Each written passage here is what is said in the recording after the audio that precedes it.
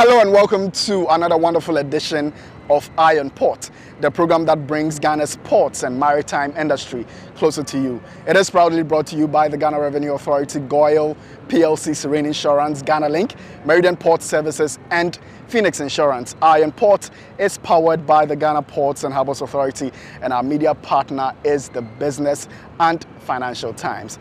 Viewers, last week, the Finance Minister, Ken Ofori-Atta, read the nation's budget for the year 2024 in Parliament, where he mentioned a few tax exemptions for some categories of businesses.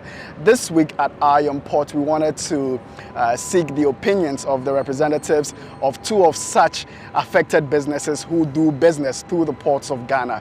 We engaged CropLife Ghana, who are importers of agricultural inputs, as well as the Vehicle Assets Dealers Union of Ghana. Take a listen. It's been a whole year of hustle and tussling, and we've been on this same platform a couple of times to talk about the need for government to implement the tax exemptions. Well, this came up, our quest for government to grant the tax exemptions came up last year when somewhere in September 22nd or 12th, government passed the Tax Exemptions Act, 2022 Act 1083. And in that Tax Exemptions Act, agri-inputs were not captured, and that would mean that this year, whoever was bringing in agri-inputs into the country would have to pay all the port charges, including the duty, which increased the cost of inputs exorbitantly. And this had a lot of significant impact on food security and the cost of inputs as well.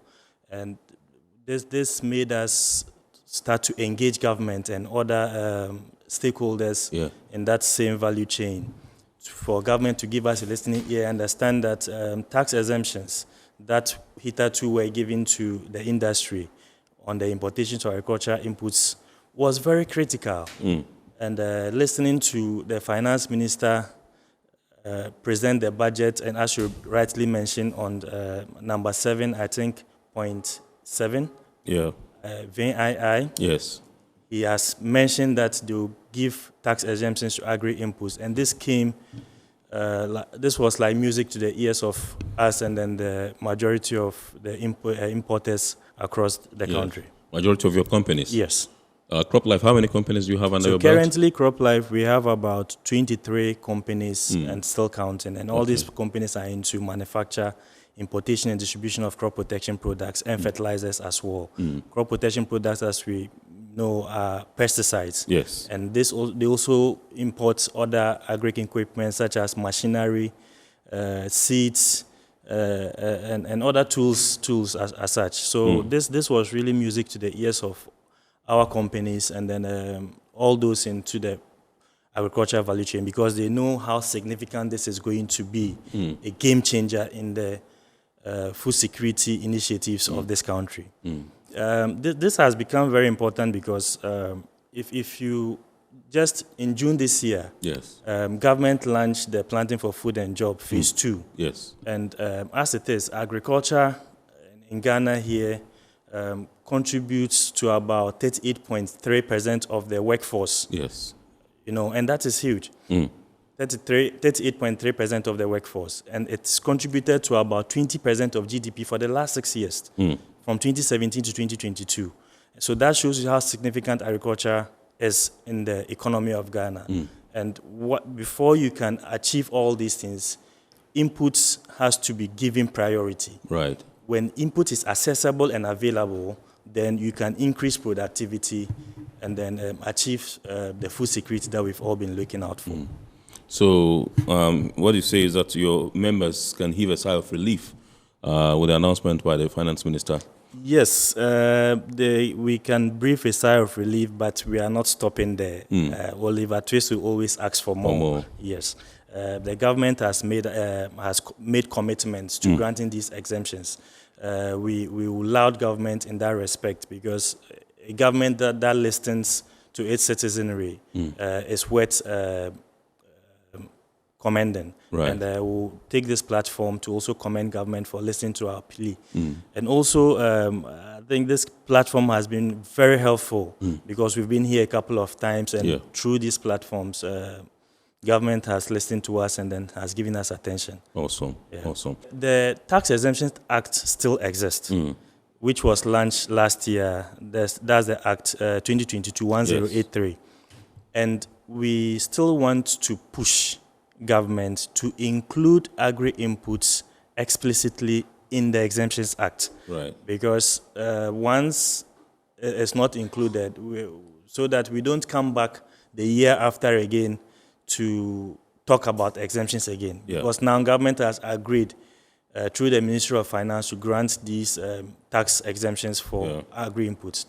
So as Oliver Twist, we appreciate government's commitment towards the exemptions, and this is going to have a very big impact on food security initiatives as we speak, heading towards next season. Let me come to Mr. Ansuji Abu and find out from you. First of all, I know you want to give us some education.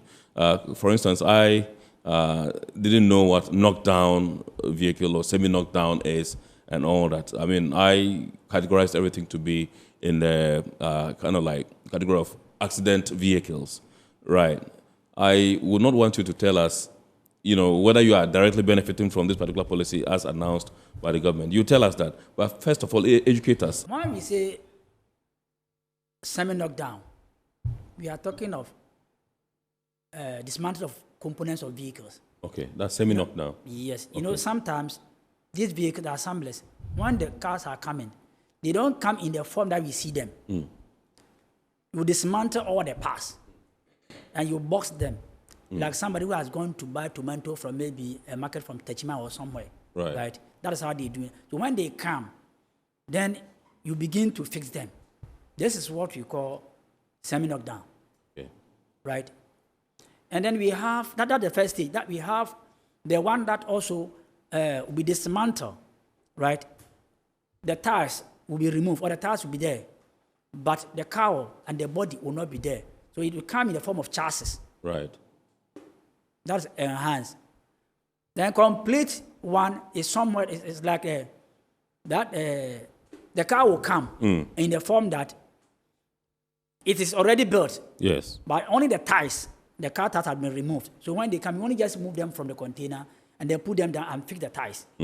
So these are the stages. Now, this policy that came, whichever way that you bring the car in this form, or you bring this equipment in this form, you are not going to pay. It is zero tax. You don't pay anything. Like I said, it's already there.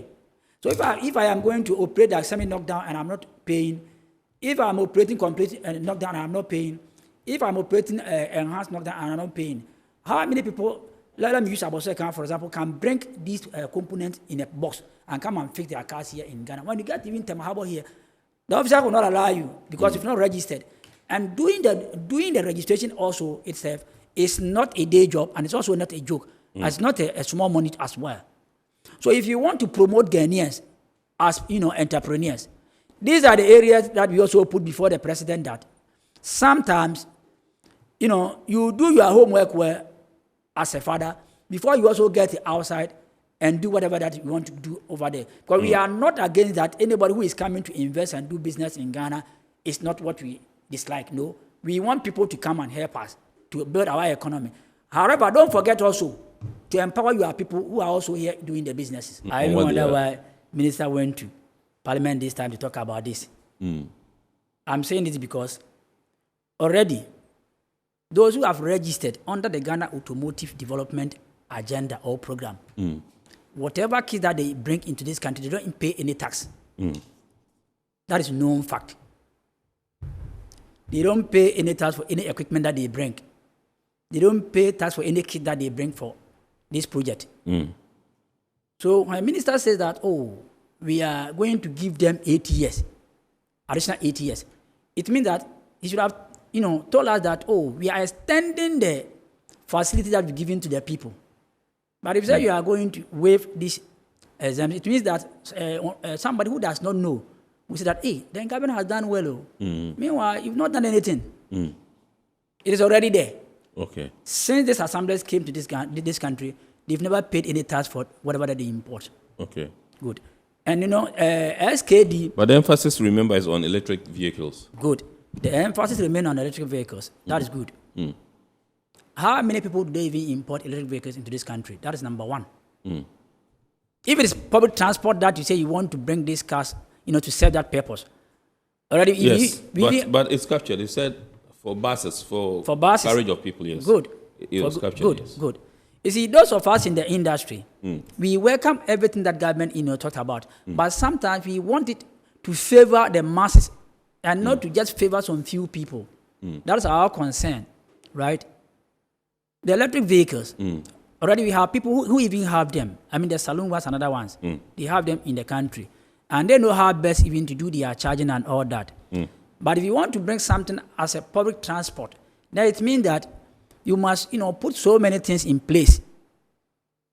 The last time that we met Minister of Transport, they asked us what input or which area do we think that can be factored going forward as far as when this program comes on. So your association was consulted? Yes. Okay.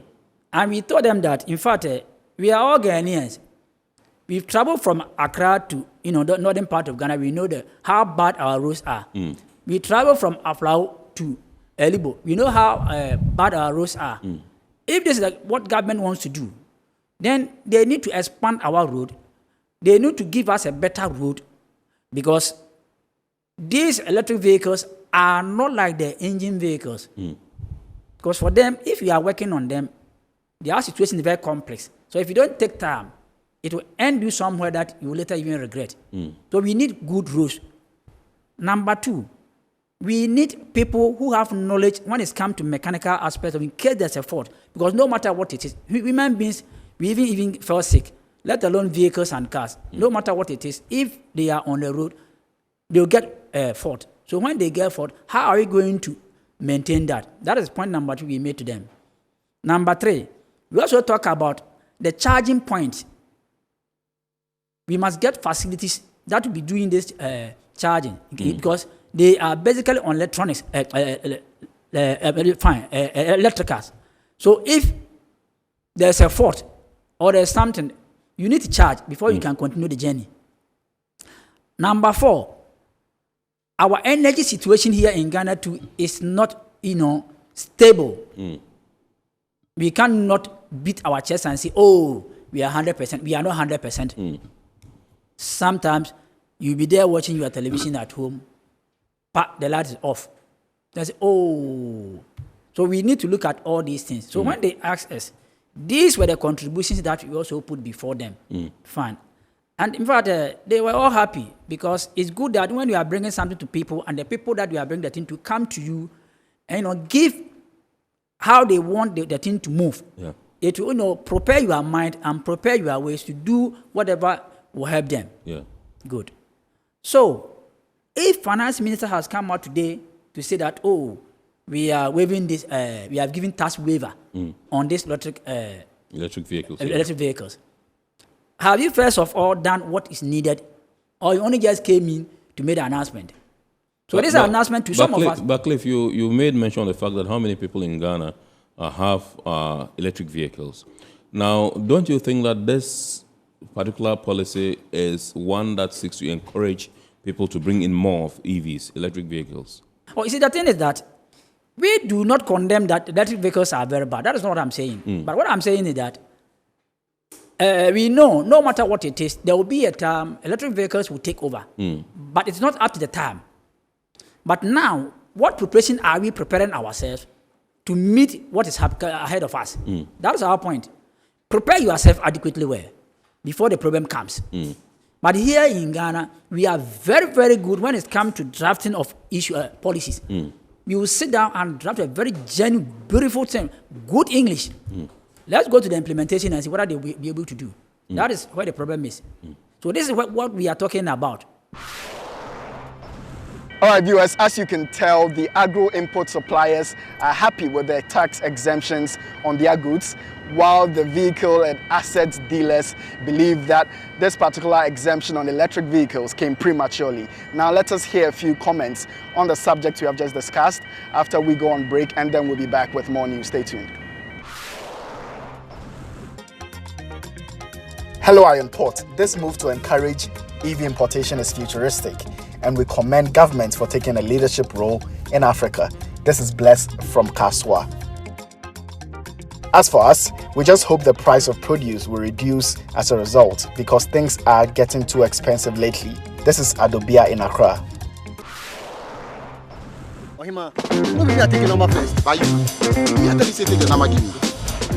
Guys, now I'm tired. I'll go on a date with whoever gets here first. Princess, really? Okay, I come. Shut up! Mame,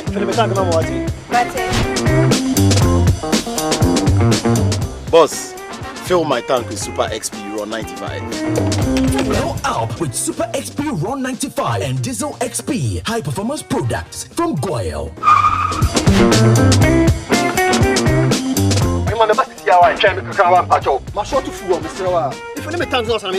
Sorry, Tony got here first, so I'm stepping with him. Oh, cut him.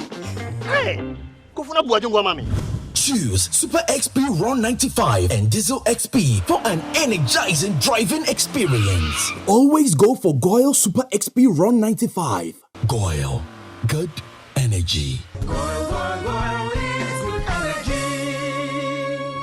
Electricity. Then pay your taxes. Yeah. Our taxes, our future. Because you see, without our taxes, we wouldn't have good roads, good schools, better hospitals, street lights, and other very important social amenities.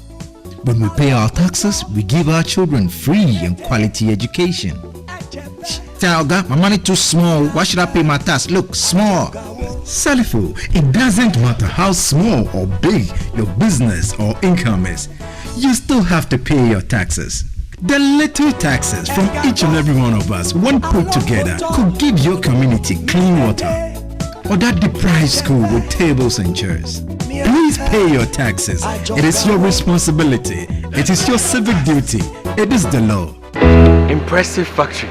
If only I had listened to you, I wouldn't have been in this mess. That devastating fire virtually wiped out the whole factory and my warehouse. Remember my misfortunes last year? Serene Insurance Asset All Risk Fire policy that I took were there to pay for my damaged stocks in the warehouse. And my machines that were affected by the floods have been replaced. My accident vehicle is back on the road thanks to Serene Insurance Motor Policy. Currently, my goods are on the IC covered with their marine cargo insurance policy. I was just telling Ajima about Serene Insurance. Oh, Ajima. Tell him more. As a road contractor, I make sure I do my contractors all risk insurance for the projects and then workers' compensation for all the workers on site. With Serene Insurance, they will make sure they will cover your unknown tomorrow today. Serene Insurance, a new face of insurance. Call us now.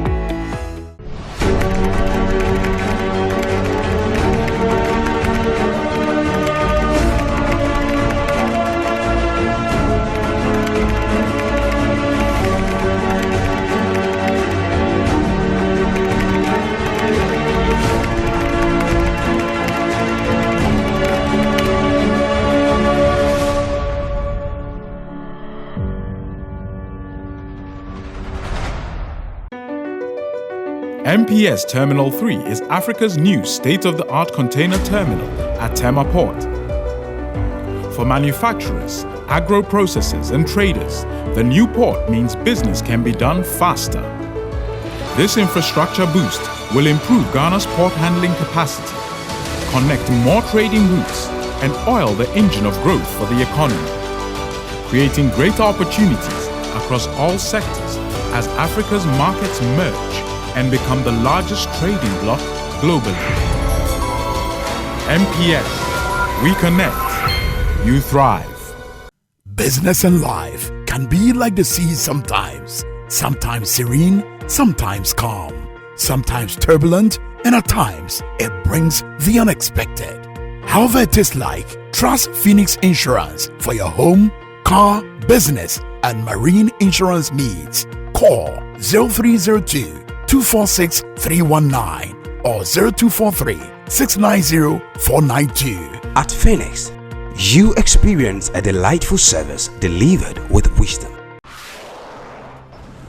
Welcome back, viewers. Now let us pick a few other stories from our local port and shipping sector, including a very significant commissioning ceremony at the port of Tema.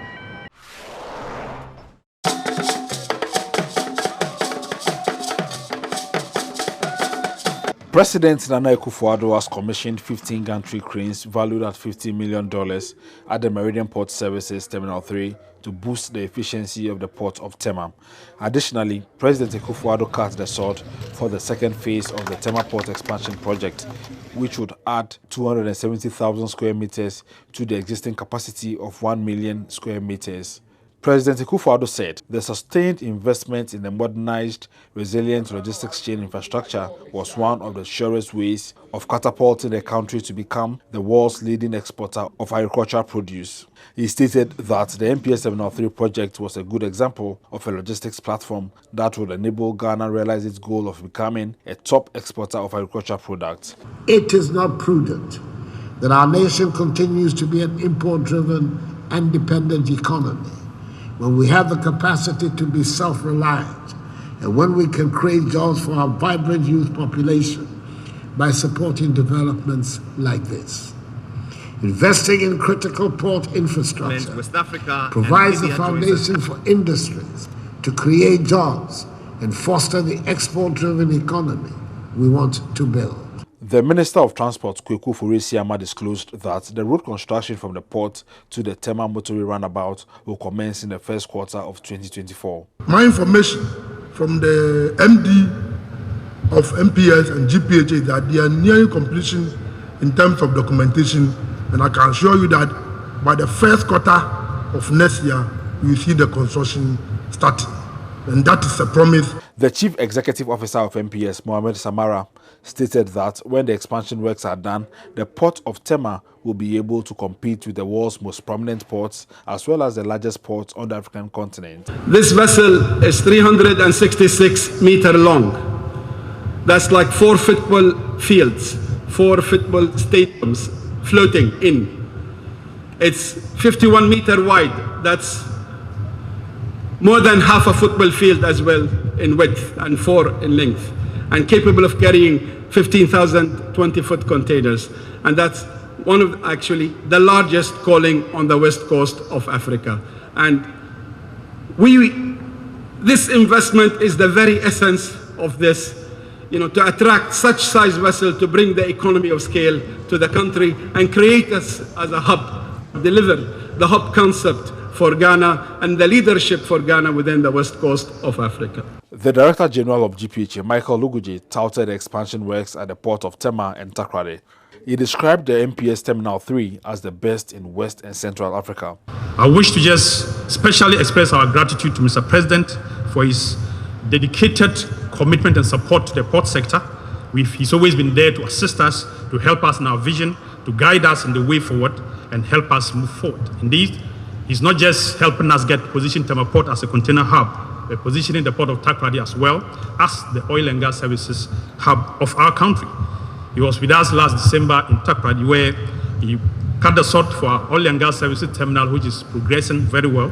He helped us to commission another container terminal in Takoradi, and of course, state-of-the-art bulk terminal in Takoradi. The bulk terminal, I'm happy to mention, is breaking records in terms of the ship size it is handling and the record time it is able to deliver cargo. There were solidarity messages from 2 of the shareholders of MPS. Ghana is a great hub for the region. As a logistics service provider, AGL will offer several logistics solutions that will be beneficial to the local market and the neighboring countries. As MPS continues to expand its capacity in anticipation of increased trade volumes, we recognize that all this investment would be futile without a corresponding investment in the skills and talent of individuals. For this reason, APM Terminals, as a shareholder, will remain dedicated to championing initiatives and programs that equip our employees with the necessary skills to manage the port for generations to come.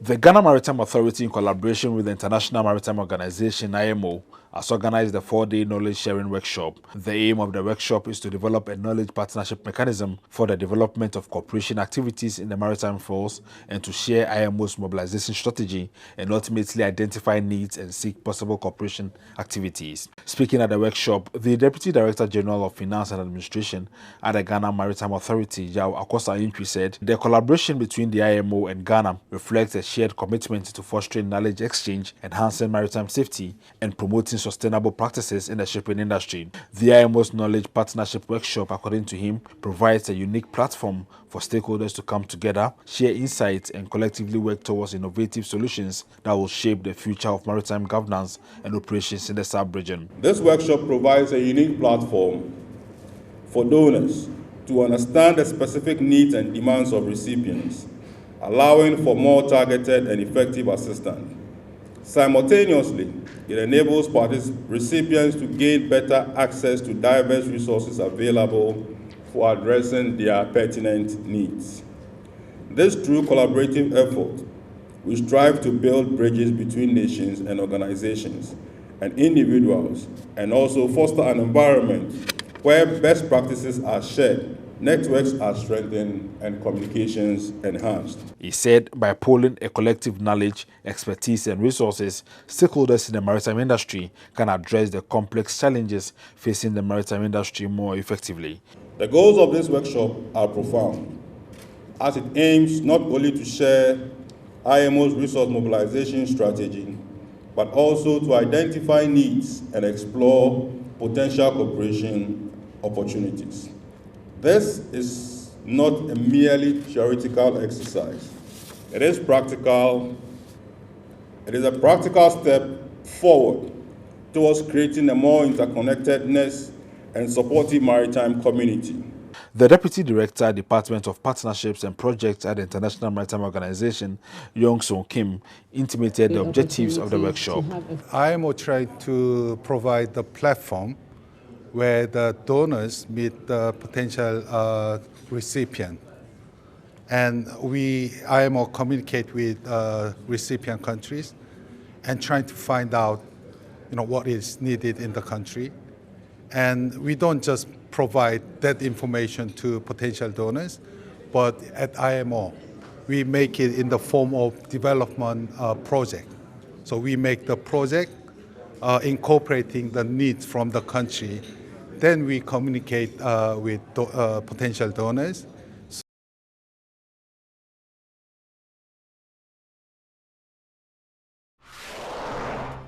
Premature births occur before 37 completed weeks of pregnancy, and 1 in every 10 births are considered to be preterm.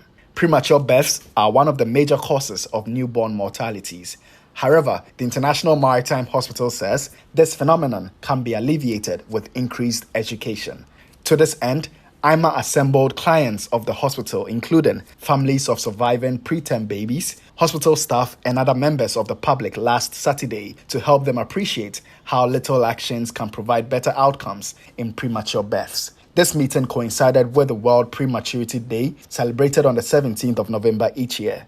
Resident pediatrician at the International Maritime Hospital said the hospital has an enviable combination of medical professionals and health facilities to treat premature births. IMaH has the neonatal intensive care unit, which is well equipped with all what we need for preterm care or for the care of babies who are born preterm. We have incubators, we have radiant warmers, we have CPAP, we have phototherapy. We have well-trained pediatric and neonatal nurses. We have doctors, pediatricians like myself, who help make the health care of these babies very good and very easy for their parents. At the end of the day, management of the hospital outdoored a play area for children at the pediatric ward.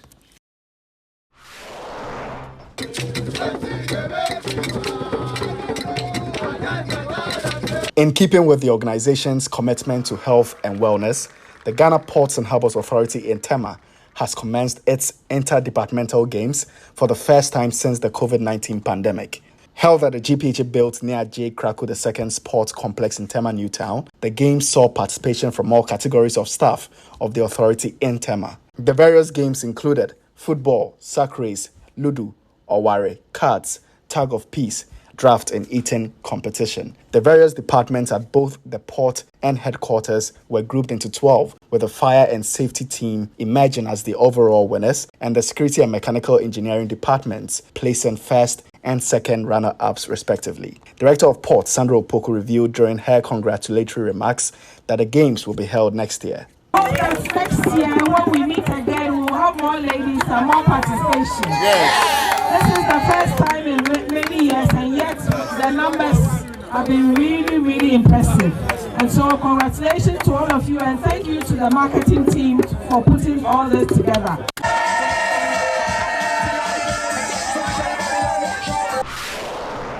Let us now turn our attention to the global stage and pick a few international shipping and maritime related news. Portugal's first zero-emission electric ferry has been delivered by Grupo ET following a christening ceremony at Naval Tuggers Shipyard in Sigzo. The vessel, Saliconia, has been developed entirely by national companies to serve a Portuguese region. It represents a maritime milestone as the first electric ferry on the Iberian Peninsula. The 7.3 million euro vessel will shortly proceed to Aveiro to undergo navigation and loading tests before its official inauguration, when it will replace an existing ferry service that currently connects São Jacinto and the Fort of Barra in El Habbo. South Korea's Ministry of Trade, Industry and Energy has revealed its plans to invest $545 million into next-generation shipbuilding technology and carbon-free fuels. The announcement was made at the Emergency Economy Ministerial Meeting and the Export and Investments Promotion Meeting. The new strategy, dubbed K-Shipbuilding Strategy for Next Generation Market Dominance, aims to respond to internal and external challenges for Korea in the next generation shipbuilding market. The ministry plans to seize over 80% of the next generation shipbuilding market. It's now time for the Word of the Day segment, where we introduce words, phrases, jargons, terminologies that we often use in this industry so you can get familiar with them. Today we'll tell you what we mean by port service.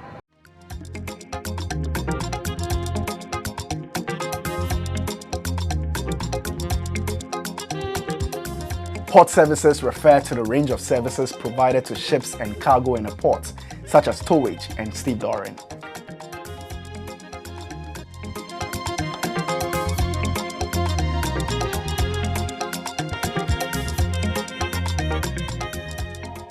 It's now time for the schedule of vessels that have berth in the ports of Tema and Takoradi and at the anchorages of both ports, as well as those expected in the coming weeks, plus the Bank of Ghana exchange rates, which you may need to know to clear your cargo with.